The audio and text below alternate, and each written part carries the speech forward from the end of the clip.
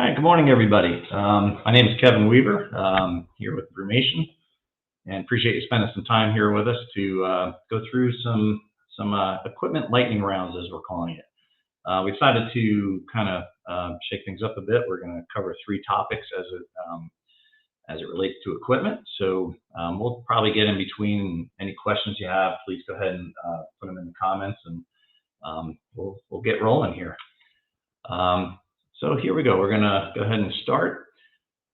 So our topics here today: equipment overview, calling it chilling out. We're going to talk about basically heat exchangers, cooling down your wort, getting pumped. We're going to talk about some various pumps that there's use for the brewery, which you might want to choose different applications for each. Same thing with valve selections, kind of a topic that seems a little bit taken for granted sometimes, because there's a lot of choices to do there between automated valves, manual valves, butterfly valves, all that kind of thing. So we're going to give you a rundown and get to these three topics. So to start, equipment overview. If we take a look here, we have kind of the typical way we always look at the different systems: material handling, the brew house, the cellar tanks. Drilling down a little bit more, there's obviously your controls, different methods of heating. We got steam heat there, electric heat. Of course, there's indirect and direct fire, and of course, cooling. We always think about glycol, but we're going to be talking a lot about water temperatures, things along those lines. And of course, the pumps and plumbing, which we'll be getting into. You got packaging, cleaning in place. So a lot of different systems, a lot of different parts of these systems that make up your brew house. But who are the unsung heroes? I like this guy. What do we have going on behind the scenes, sometimes not really concentrated on? So this is really what we're going to take a look at.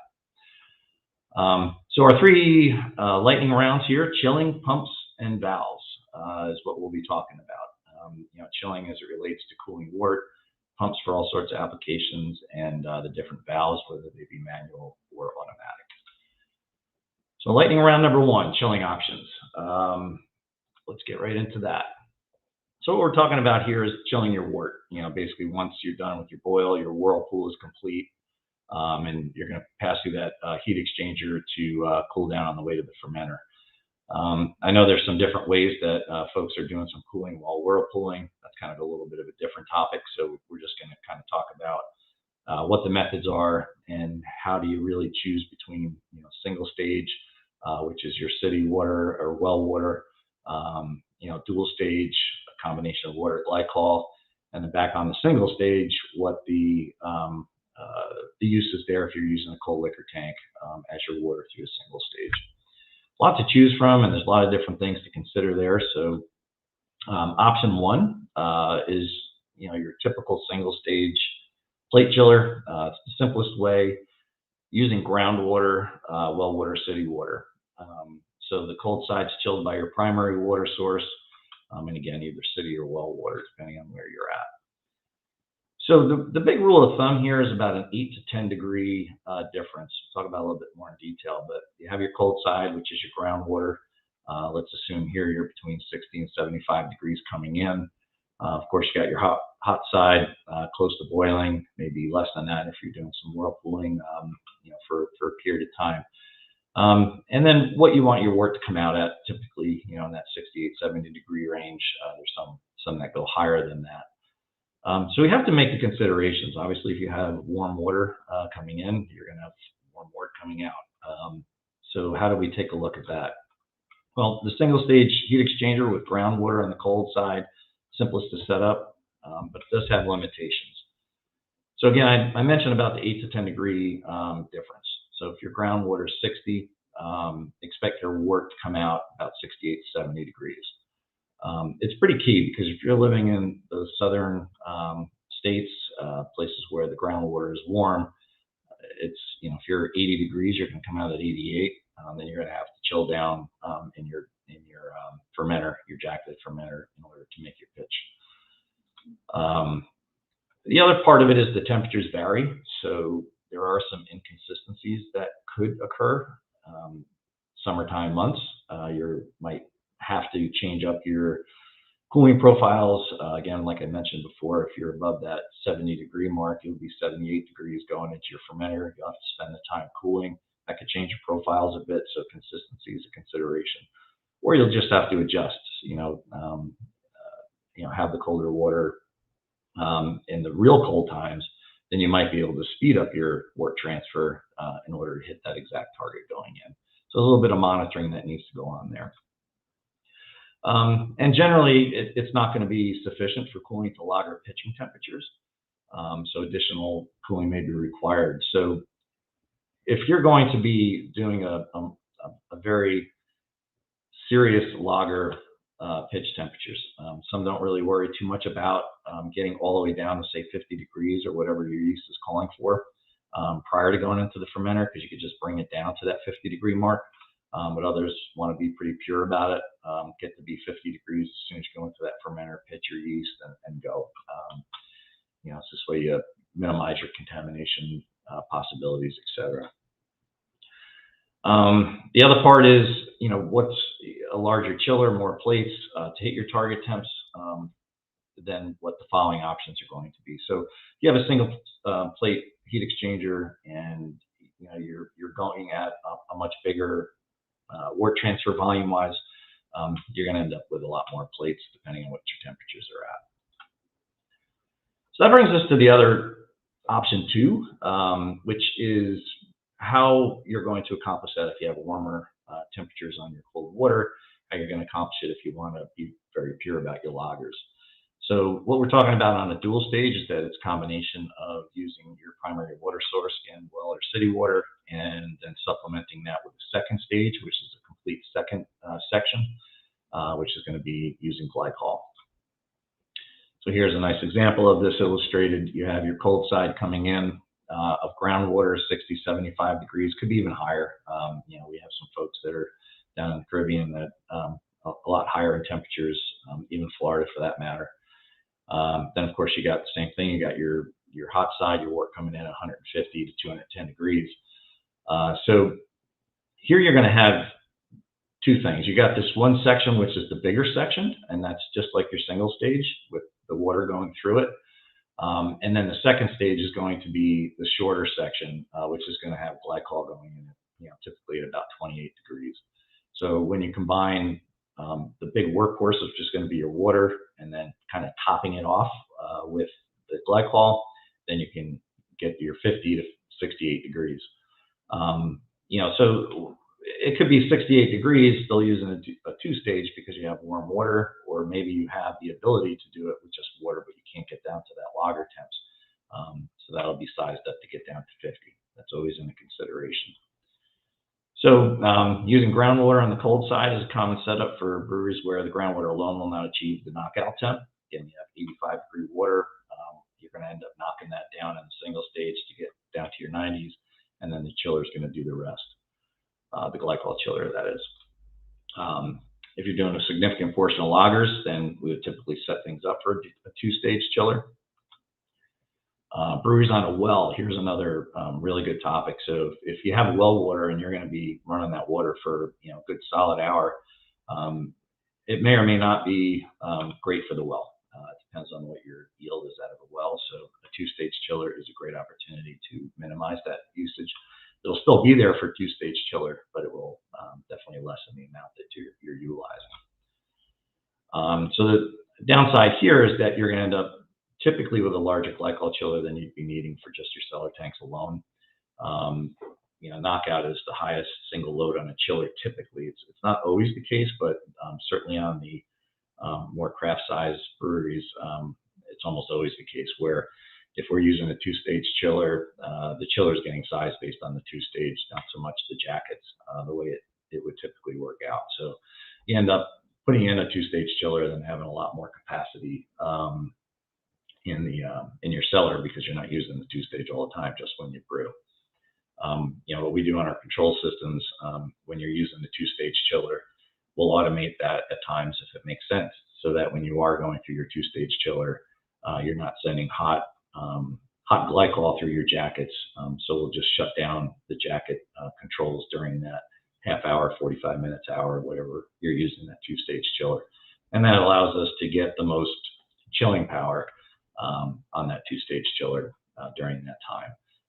Your jacketed tanks aren't going to drift that much over that half hour, 45-minute period. So it's a nice strategy to put in on the automation side. So that brings us to another option, which as you get larger in the brewery or you get a lot warmer in your temperatures, the third option is to use the cold liquor tank. There's a lot of things that go into the decision on whether you're going to use a cold liquor tank or with a single stage as opposed to a two-stage. And here we'll kind of show you what we're doing here. Picture that cold liquor tank as kind of like your battery. You're storing that cold water.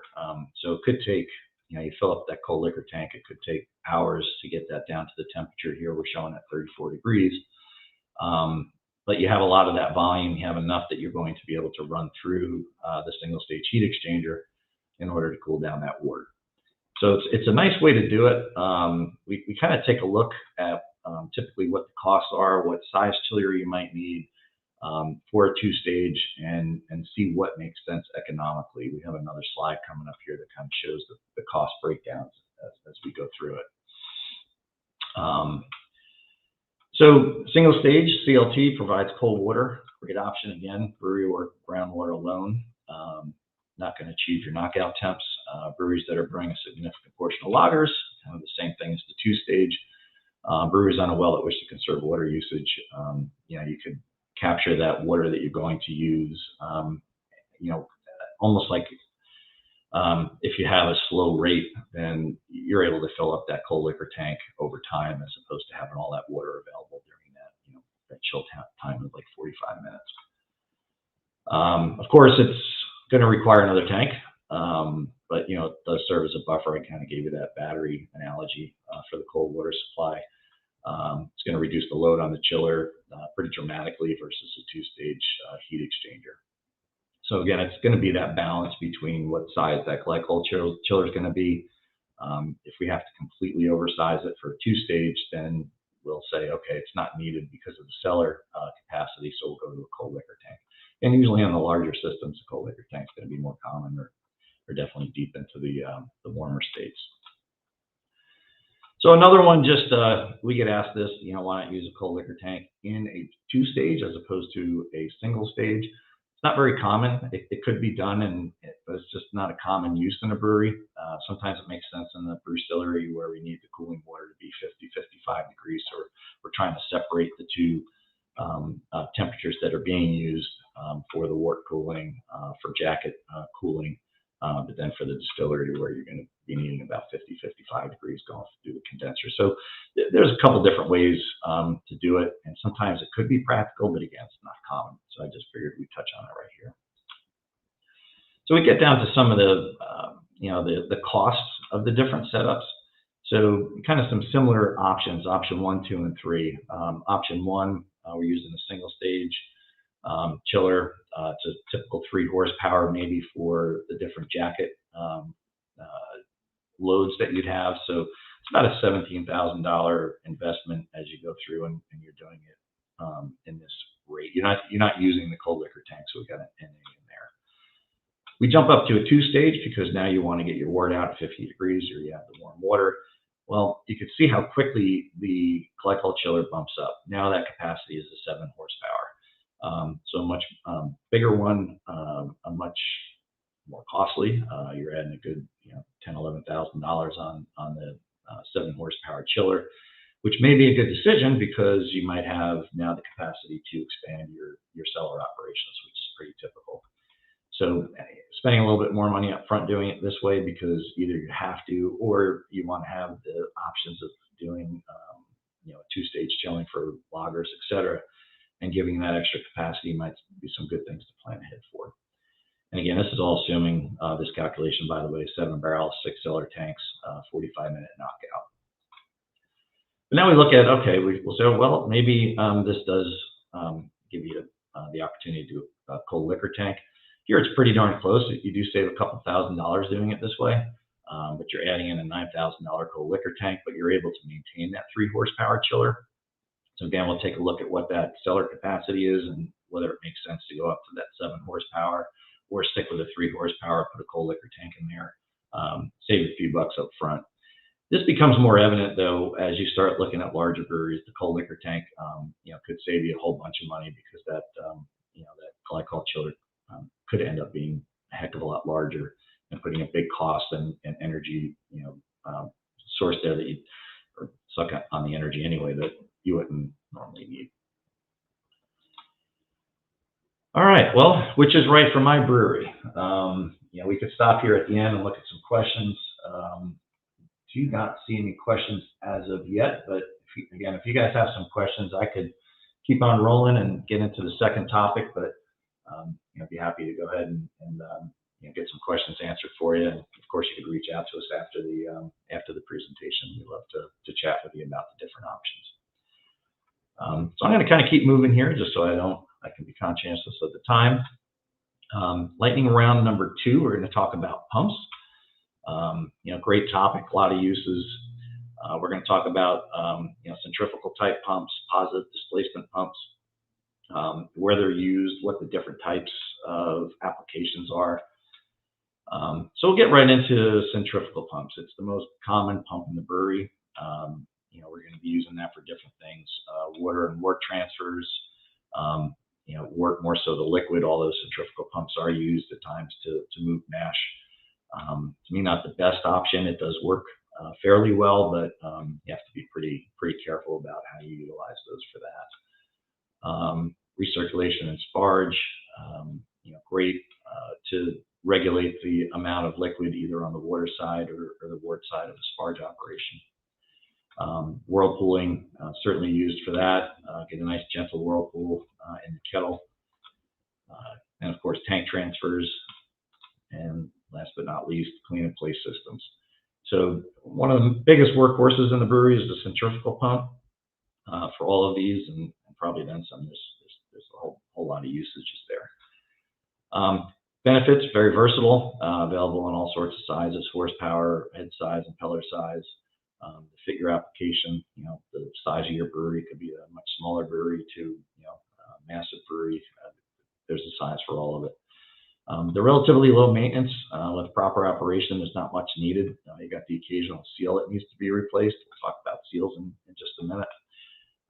Nice continuous flow, smooth, gentle. There's not a pulsing that could occur in some of the other pump operations. So overall, very reliable, very durable pump. Some of the drawbacks here, we say no suction. I mean, there is a suction, but it's no initial suction. Most brewery pumps, in this centrifugal sense, they're not self-priming. So if you have air in there and you start to pump up, you're not going to have a suction until you actually get that thing primed. And once it's primed, then you're going to get the suction, and the pump's going to work just fine. So priming is a very much consideration. So you got to have some care to ensure the head's primed before turning it on. Potential for cavitation, that's where you're vaporizing the liquid inside the pump head. If you're running that pump a lot faster than you need to, you'll actually degas the liquid, and all of a sudden an air bubble will form, kind of giving a general overview of it. And that's just like running your seal dry, so it's going to damage the pump that way. It'll actually, cavitation even causes pitting and a bunch of things that you don't want to have. So something to really keep an eye out. Cavitation, even when you have lower volumes, like we see this in CIP a lot, if the volume of water at the bottom of the tank is too low, you kind of get that whirlpool effect, and you start sucking air right in, and it hits the seal, starts heating up the seal, and when that whirlpool collapses because you can't pump any longer, then the liquid just will actually crack the seal. So you got to be careful with cavitation. That's one of the big drawbacks of this particular kind of pump. It's limited to low viscosity liquid, not really suitable for semi-solid or viscous transfers. I've seen them used for mash, like I said, that there's enough liquid in there that it can work. Again, not ideal, but it is possible. Some pumps, like CIP return pumps, are designed to handle air intake, but they're significantly more expensive. So we'll typically size the pumps and the size of the CIP basically to look at the level, so we don't have that cavitation that occurs. Two big choices to make with centrifugal pumps: either have an external seal or an internal seal. The external seal sits behind the pump head It's suitable for water pretty much any temperature and low temps. It'll do wort transfers as well, but we like to keep the wort transfers at the lower temperatures because once you get above that, say 125-degree mark, you'll end up with a lot of frequent cleaning issues, seal wear, a lot of problems, especially when it's a sticky wort. So once you start looking at hot wort transfers, then we look at the internal seal. These external seal pumps are certainly a lot less expensive, so they are an economical way to go. So we'll put them on water systems, for your hot liquor tank transfers, CIP applications. They're great use for that. There's really no need to go to an internal seal pump. But when you're looking at those hot wort transfers, whirlpooling, transferring, even sparging to an extent, we would highly recommend an internal seal. This one's inside the pump head, so the liquid's doing the lubrication on it.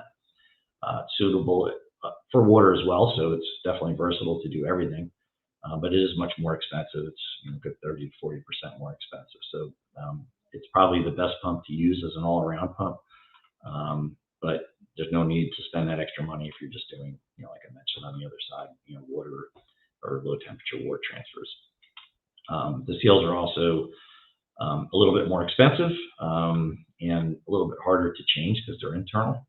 So you can consider them a little bit higher maintenance, but as long as you watch out for that cavitation, running them dry, then they run fantastic. PD pumps, positive displacement pumps, there's a whole bunch of different types of them for different applications. You got your load pump, diaphragm pump, peristaltic pumps, screw pump, and even flexible impeller pumps. Bunch of different uses for all these various kind of pumps. So I'll kind of talk a little bit about some of those applications here. Sparging, that's not a picture of a peristaltic pump. That's a diaphragm pump up there. So peristaltic pump, I'll just kind of go back, is this lower left-hand pump where you see the tube and the rollers that are actually pushing the material. So using it for sparging, it's just a very repeatable, very predictable flow rate. So every revolution of the peristaltic pumps gives you a certain amount and known amount of volume. So very nice for control that way. Then we have positive displacement pumps for decoction mash, where we're actually pumping the mash. That diaphragm pump that I show you, that works. The impeller pumps works. Quite a bit of the positive displacement pump work pretty well. They're also self-priming, so in order to get those solids pumping, still with some liquid in there, the positive displacement's the way to go. Mash transfers to filter press. Quite often we use that same diaphragm pump that's shown. It's an air diaphragm pump. You can use an impeller pump. Bunch of different types, but typically we like to stick with the air diaphragm pump. It's kind of the easiest one to use for mash filter press applications. Yeast transfer, fruit slurry, semi-solid transfers, all of those are a real good choice. And pneumatic pumping for explosion-proof environments, kind of a different topic, but just something to throw out there if you're doing some mashing and you're in a distilling environment. So, which is right for the brewery? Really depends on what you're doing, what kind of control you're looking for. Centrifugal pumps are used everywhere. But some of these positive displacement pumps have some really great uses, especially for sparging, which a lot of folks don't really think too much about. But you have those two peristaltic pumps running for water in, wort out. It's very predictable, very automated. Just taking a quick look at comments here. I am not seeing anything just yet as far as questions. That's good. Perhaps I am doing that good a job. All right, I think we are good to go. I'm going to go right over then to lightning round number 3 for valves. So valves are an interesting topic. We take that, again, unsung heroes, we take a little bit for granted. But there's all sorts of different types of valves. We all know there's ball valves, butterfly valves. Then you get into globe valves, typically used for steam. You have your diaphragm valves, needle valves for your different sample applications. So kind of want to talk a little bit about pros and cons.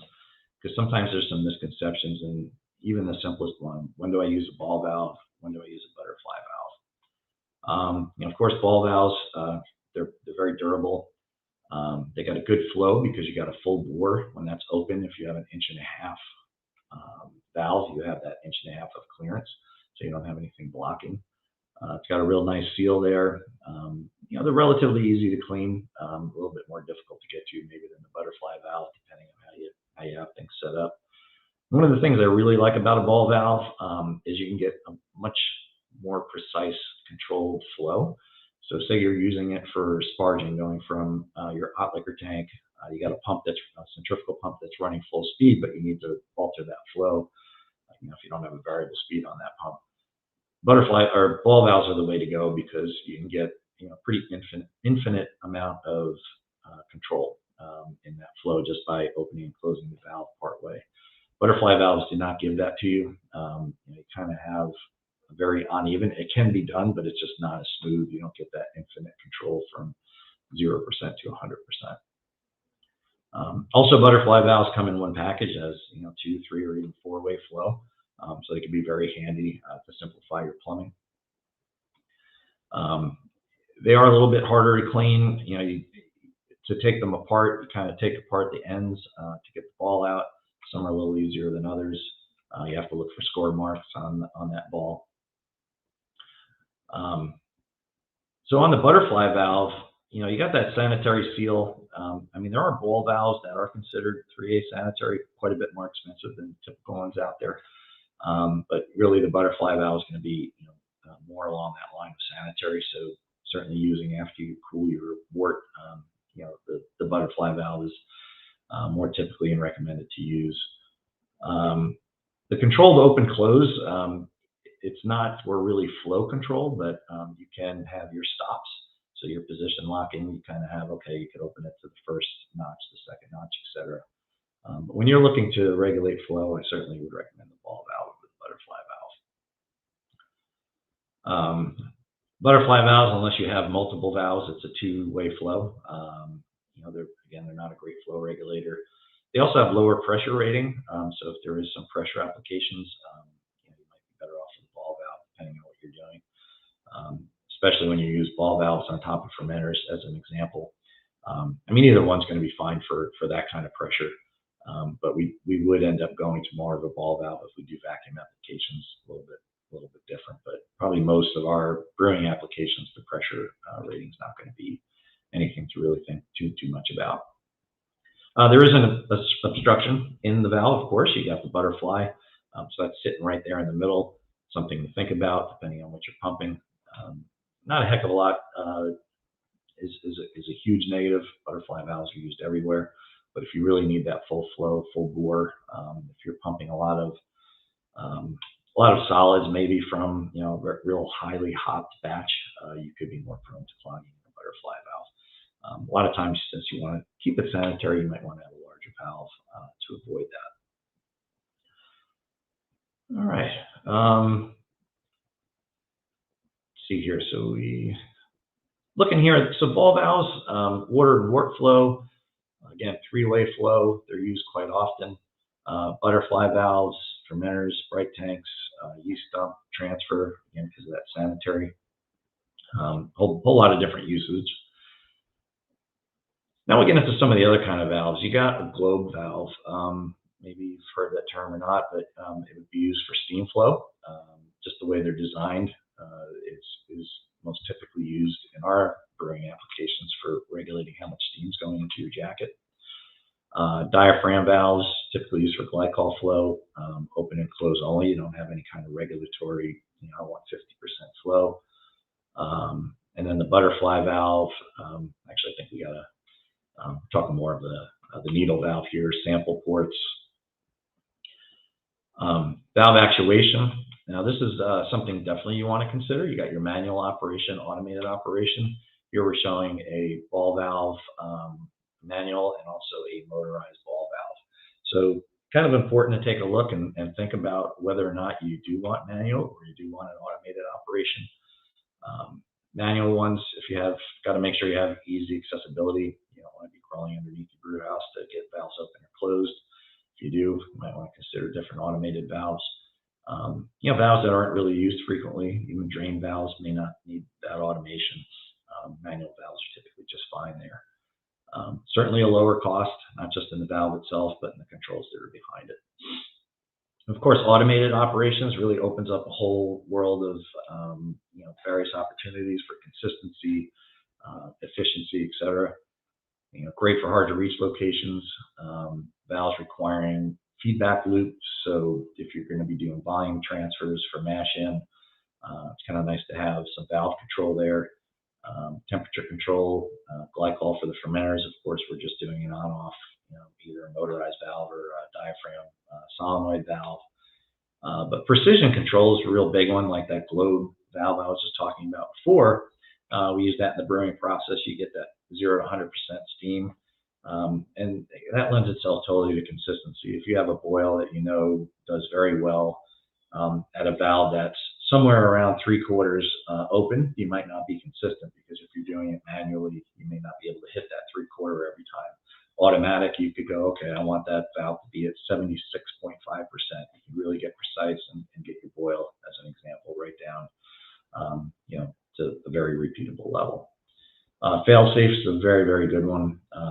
We'll put position feedback on the valve so that we know a valve actually did open or close. One valve has to be open, say, before a pump turns on, so that prevents blowing off hoses. A lot of different safety fail-safes that can be put into some of these automated valves. So some of the automated valve options here, we have pneumatic ones where you'll need, of course, an air compressor. Now, not really a big air compressor, but one to be able to push open the ball valve, or in this case, the butterfly valve. Showing both of them there that are typically used in a lot of the automated systems that one would put together. Solenoid operated, which is basically the valve up top. It creates a magnetism that pulls the plunger up and down on the diaphragm to open and close it.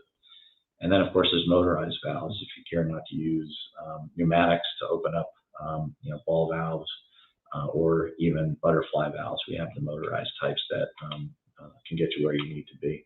We'll use either one in workflow through the typical brewery for CIP, but of course for glycol jackets we'll use solenoids or motorized on-off valves.